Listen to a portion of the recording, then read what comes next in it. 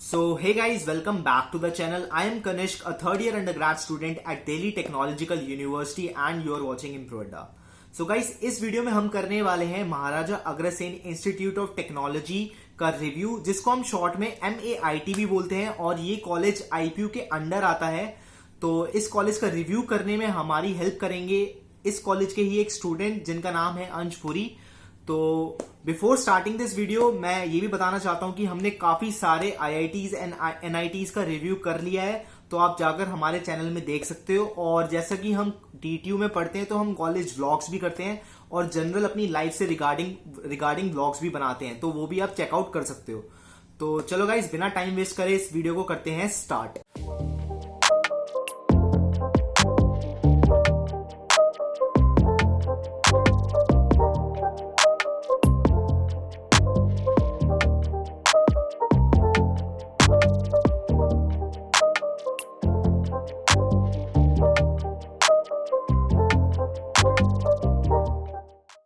तो सबसे पहले तो अंश पुरी अपने आप को इंट्रोड्यूस कर दो।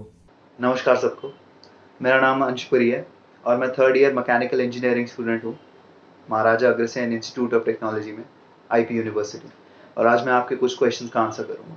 सो अंश, सबसे पहला क्वेश्चन मेरा आपसे ये है कि आपने MAIT ही क्यों चूज करा? मतलब बाकी के IPU कॉलेज में से MAIT ही आखिर क्यों?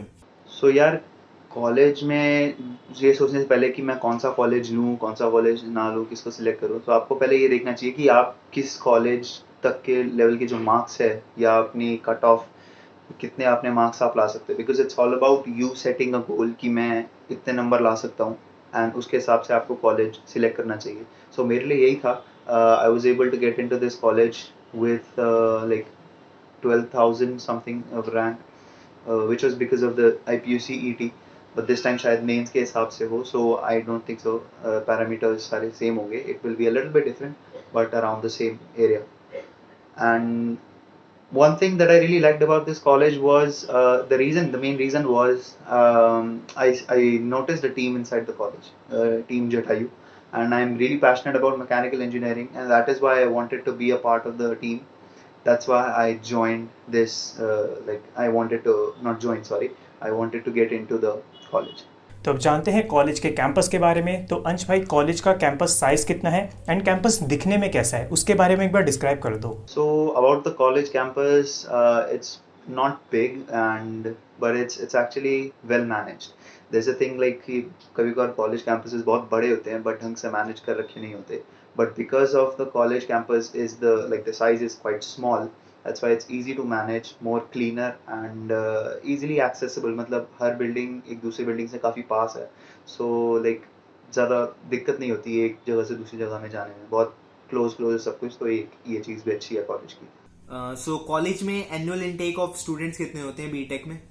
एनुअल इनटेक स्टूडेंट्स का यार ठीक ही रहता है, कंसिडरिंग मेरे बैच में यानी कि बैच नंबर 1, 2, 3 इसमें 75 स्टूडेंट्स हैं, बैच नंबर 4, 5 एंड 6 इसमें भी 75 स्टूडेंट्स हैं एंड बैच नंबर 7, 8, 9 इसमें भी 75 स्टूडेंट्स हैं। सो एनुअल इनटेक अगर आप बात करो तो एक बैच का 225 स्टूडेंट्स हो गए, उसी तरह से मतलब एक ब्रांच का, और अगर बाकी ब्रांच के सब मिला ले जाए तो अराउंड 1100 कुछ स्टूडेंट्स हो जाते हैं कंसिडरिंग 5 ब्रांचेस हैं। So I guess annual intake भी ठीक ही है, it's like comparable to other colleges, so it's not that bad. तो कॉलेज का mode of admission I guess आप सभी को क्लियर होगा कि जो एडमिशन होते हैं वो जेईई मेंस के बेसिस पे होते हैं, लेकिन अगर काउंसलिंग प्रोसीजर की बात करें एंड अगर in general trend cut off की बात करें तो वो कितनी होती है अंश भाई?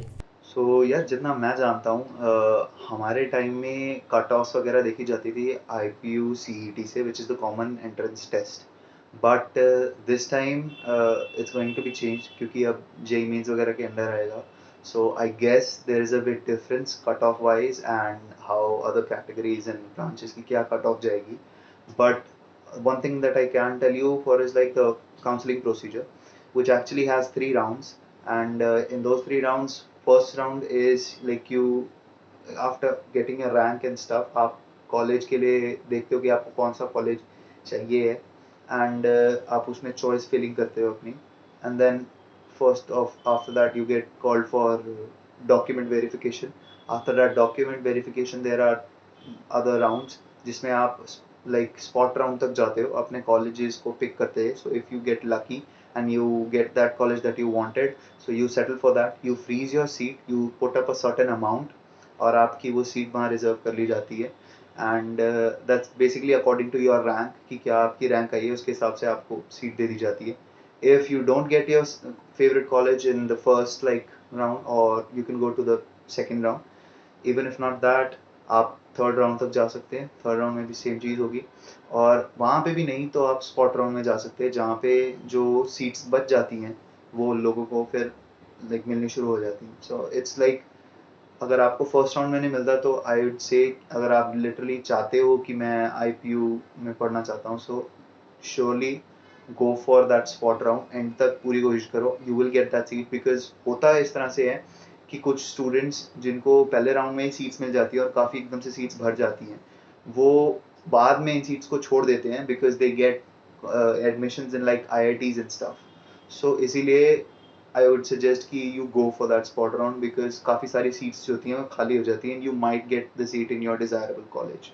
सो कॉलेज कौन कौन सी ब्रांचेस ऑफर करवाता है, मतलब बीटेक के अंदर कौन कौन सी ब्रांचेस हैं जो ऑफर होती है MAIT में? जो ब्रांचेस कॉलेज ऑलरेडी ऑफर करता है उसमें से हैं CS, IT, EEE, EC and mechanical. Now mechanical इस बार शायद हो सकता है कि हमारे कॉलेज में एक मैकेनिकल इंजीनियरिंग इंट्रोड्यूस करी जाए, बिकॉज अभी तक की जो मैकेनिकल इंजीनियरिंग चल रही है that's mechanical in automation. So that is like a separate kind of a degree. It's more automation related, and mechanical engineering is core mechanical engineering, which is like every aspect of engineering. तो अंश, college की overall fees कितनी है hostel की fees को include करके? And अगर कोई फीस पे नहीं कर पाता तो कौन कौन से स्कॉलरशिप प्रोग्राम्स अवेलेबल हैं कॉलेज में? So yeah, truthfully speaking, I seriously don't know that how the fee structure might go for the new like first year जो इस साल होंगे या अगले साल होंगे. Reason being, of course, the pandemic. The thing was, our fees were supposed to go down. एक third year fourth year में फीस एक्चुअली कम होती है एक स्टूडेंट की. सो लेकिन इस बार ऐसा नहीं हुआ because of the pandemic. There have been a lot of complications in the fee structure. So your fee structure might vary from like 1 lakh something, 1,30,000 or 17,000, something like that. And it might vary a little bit. The detailed course fee structure, of course, I cannot explain to you because it might be completely different for what we think it is. So yeah, that's the course structure. Talking about the hostel fees and scholarship fees, you might see a little bit bump in those area. In scholarship, in fees is like, of course there are scholarships, but you might have to research for that, and there might be limited of these stuff just because of this pandemic that has happened.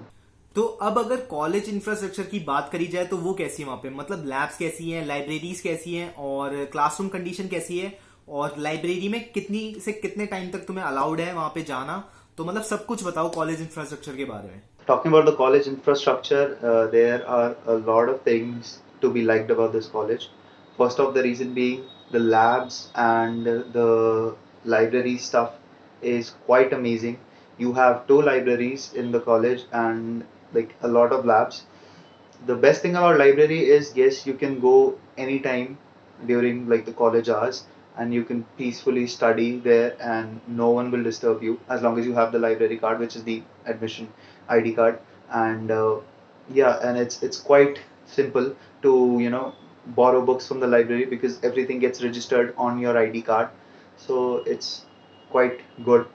Also the labs, काफ़ी अच्छी labs हैं. अगर मैं बात करूँ strict, I don't know much about like the other labs जो दूसरी branches की हैं, but the bit I know about my labs, like जो मैकेनिकल इंजीनियरिंग से रिलेटेड जितनी भी लैब्स हैं, they are quite good. They have a lot of material, they have a lot to share, दिखाने के लिए और समझाने के लिए काफ़ी कुछ है वहाँ पे. If you want to see, if you want to work on your own, you can talk to lab assistants, and if they allow you at that certain time, or maybe they can shift you with some different batch if you want to learn more or experience more time with certain machines, you can do that. And about the rest of, like, I have not seen of course the rest of the labs because I don't go around there that much, but I reckon that most of this stuff is going to be really similar to that, and yeah, it's going to be quite amazing. Talking about campus facilities, rest things like being the canteen, of course, like you have around 3 canteen areas, so it's quite good. Nothing over the top, but manageable. And library timings, being like as long as the like college is open, of course, the during college hours itself. तो अब जानते हैं faculties और professors के बारे में महाराजा Agrasen college के। तो अंश, वहाँ की जो फैकल्टीज़ प्रोफेसर हैं वो कैसा पढ़ाते हैं, एंड अगर मैं वर्कलोड की बात करूँ तो तुम लोगों पे इन जनरल वर्कलोड कितना रहता है? यार, फैकल्टीज और प्रोफेसर की बात करूँ तो मैं अपने एंड पे बता सकता हूँ कि they're all good, they're all really good teachers. उनको पढ़ाना अच्छे से आता है, they know how to like transmit all that knowledge to you guys, and it's really about the students. क्योंकि कॉलेज में आने के बाद एक स्टूडेंट की कॉलेज की क्लास में जाने की फ्रीक्वेंसी बहुत कम हो जाती है, और इस फ्रीक्वेंसी पे ये बता पाना कि कौन सा टीचर अच्छा कर रहा है, कौन सा टीचर अच्छे से पढ़ा रहा है या नहीं पढ़ा रहा है, it's not really in the power of the students की बस की बात नहीं होती ये ढंग से समझाना। So it's more on the students. Of course teachers are there to help you. अगर आप कोई अपने से इनिशिएटिव लेते हैं, कोई काम करना चाहते हैं, तो टीचर आपके लिए खड़ा है, वो आपको हेल्प ज़रूर करेगा। It's just about you as a student, आप कितना विलिंग हो काम करने के लिए, कितना विलिंग हो नॉलेज अटेंड मतलब क्लासेस अटेंड करने के लिए, नॉलेज ग्रास्प करने के लिए।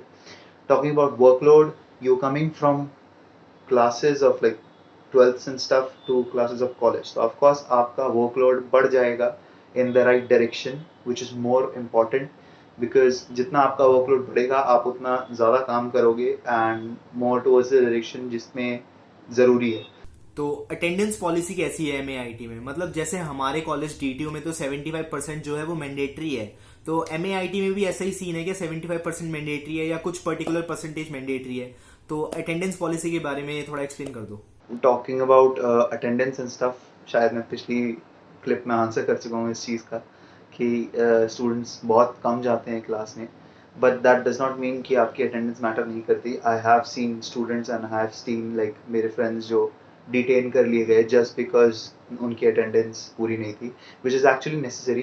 बिकॉज आप सच बताएं तो इवन इफ कि हाँ, keeping this point with you कि हाँ पढ़ना आपको ही पड़ेगा, स्टिल अगर आप क्लास में जा ही नहीं रहे हो, अगर आप वो सब पढ़ ही नहीं रहे हो जो टीचर्स पढ़ा रहा है, तो how are you suppose to like give the exams? अगर आपके पास उतनी नॉलेज ही नहीं है, आप एग्जाम्स कैसे दोगे?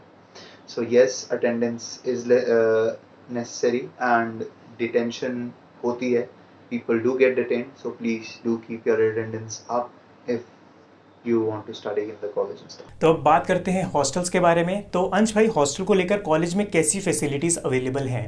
So like I don't know much about a hostel life because मैं खुद अपने घर पे रहता हूँ और मुझे हॉस्टल के बारे में इसलिए ज़्यादा नहीं पता है, बट जितना मुझे दोस्तों से सुनने को मिलता है, जो मतलब क्लोज फ्रेंड्स है जिनके मतलब मैं हॉस्टल वगैरह जा रखा हूँ, उनसे ये सुनने को मिलता है कि इट्स क्वाइट गुड, बट क्योंकि बहुत लिमिटेड हॉस्टल है और बच्चे काफ़ी ज़्यादा होते हैं जो बाहर से आते हैं, दिल्ली के बाहर से आते हैं, इसीलिए जो लोग लाइक दिल्ली में रहते हैं but they still live quite far of, like 3 घंटे लगता है उनको आने में, जैसे मेरे को लगता है, मेरे को एटलीस्ट 1.5 घंटा लगता है कॉलेज आने में।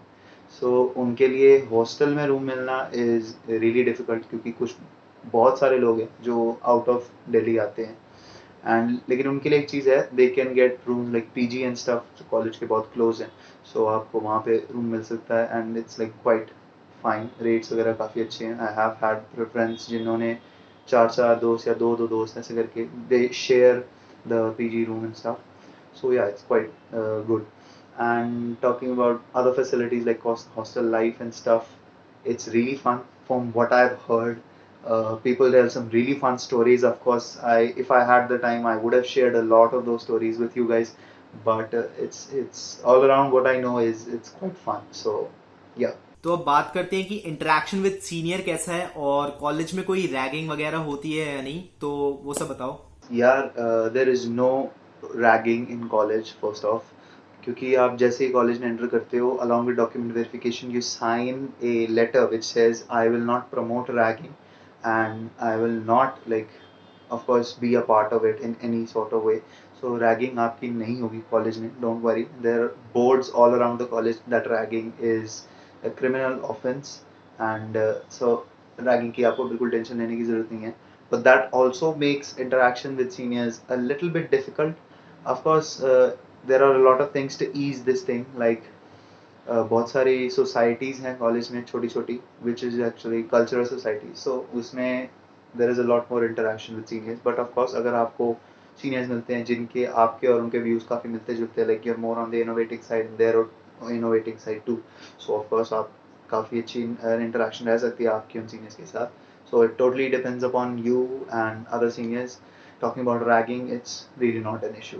तो अंश भाई, अब महाराजा अग्रसेन कॉलेज का जेंडर रेशियो बताओ, I mean girls to boys ratio कितना है? Talking about run in the mill joke, which is like कि of course engineering college है तो लड़कियां तो बहुत कम ही होंगी. It is actually quite true.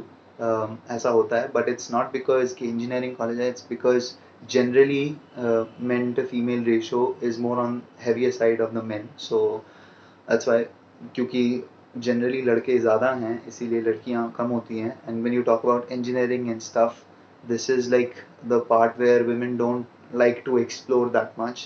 That's why they are not inclined, most of the women are not inclined towards engineering. That's why you don't see much girls in the college. That being said, there are some like girls who are really passionate about engineering. I know like friends of mine which are like really into electrical or mechanical and stuff. They really enjoy studying this.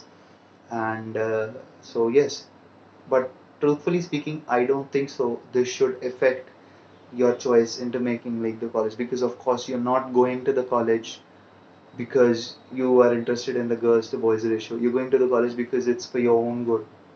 It's for you, like as a student who wants to study in the college. So what your motive is, your motive should be quite clear. So rethink about your motive and stuff, and that's, I think, the real answer to this question. चलो अब बात करते हैं placement और internships की. और तो उसमें बताओ कि कौन कौन सी कंपनीज आती हैं कॉलेज में, एंड कितना एवरेज पैकेज आता है, कितना लोएस्ट पैकेज जाता है, एंड कितना हाईएस्ट पैकेज जाता है. So talking about internships, like the मुद्दा जो होता है किसी भी कॉलेज में आने का, internships and placements and stuff, there are companies like Accenture, there are companies like okay, so there has been like a remark of Indigo जो कॉलेजेस में आई हैं, and a lot more companies जो बच्चों को recruit करके यहाँ से लेके जाती है. But of course the more like established the company is, the less likely the number of students it takes. So एक बेस लाइक बहुत ही बेसिक सी कंपनी कोई भी जो just a startup or something which is just getting started might take a lot more students, and of course lot less students if it's a big established company. So that's, I guess, the main answer to this question. Average package goes around like 3 to 2 to 3 lakh per annum, and highest packages I have seen people getting like around and over 14 lakh per annum. That's truthfully just basically up to you, that what's your capability, how indulged you are into something that you believe कि हाँ यार this is something जो मैं कर सकता हूँ. And internship you start doing from like third year or even second year, if, and also like fourth year is like your final projects, जब आपको जो करने थे major minor projects करने होते हैं. So yeah, second and third year are the time when you can like go for an internship and stuff, and it's totally up to you कि आप कितनी मेहनत कर सकते हो किसी चीज़ के लिए, किसी चीज़ को पाने के लिए. I know it's काफ़ी vague answer लगा होगा आप लोगों को, but I've seen people who do not perform well in their academics, and by that I mean they're not the toppers, but they do get the highest packages. So that's one of the things to consider while thinking about internships and placements and stuff. Be good at what you do, be progressive, and be like, I would say, try to be the best at what you do. तो अब जानते हैं यार college के fest के बारे में, क्योंकि फेस्ट एक ऐसा टाइम है जिसमें तुम सबसे ज़्यादा एंजॉय करोगे अपनी कॉलेज लाइफ टाइम में. तो अब जानते हैं इसी नोट पे कि महाराजा अग्रसेन के फेस्ट कौन कौन से होते हैं एंड वो कैसे होते हैं. कॉलेज फेस्ट यार, अपने कॉलेज फेस्ट का नाम मृदंग होता है, एंड इट्स इंटरेस्टिंग. काफ़ी सारे परफॉर्मेंसेज होती हैं, there are lot more competitions in a college fest. दूसरे कॉलेजेस के लोग भी आते हैं परफॉर्म करने के लिए, and there is also annual sports competitions जो कॉलेज में होते हैं. एंड अगर आप celebs की बात करें तो celebs mostly in IPU fest में होते हैं, जो मतलब पूरा मेन कैंपस में जो फेस्ट होता है, लाइक IPU GGS IPU का फेस्ट जो होता है उसमें, एंड या celebs वगैरह उसमें ज़्यादा मतलब स्कोप होता है. And like I personally have not been part of mridang and stuff.